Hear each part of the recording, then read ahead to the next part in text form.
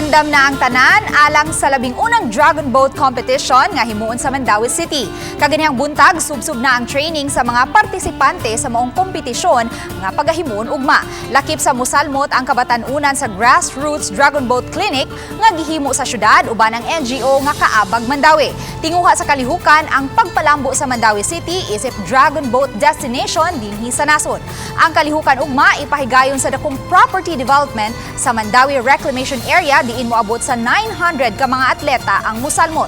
Gawas sa mga teams nga gikan sa Mandaue ug sa Cebu, daghang mga partisipante usab gikan sa lain-laing lugar ug probinsya, lakip na ang Dragon Boat team sa Manila.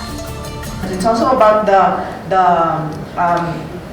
how we instill discipline to these youth and kana makatuon sila. The right to play, the right to participation, especially to the vulnerable members in our community, especially the youth.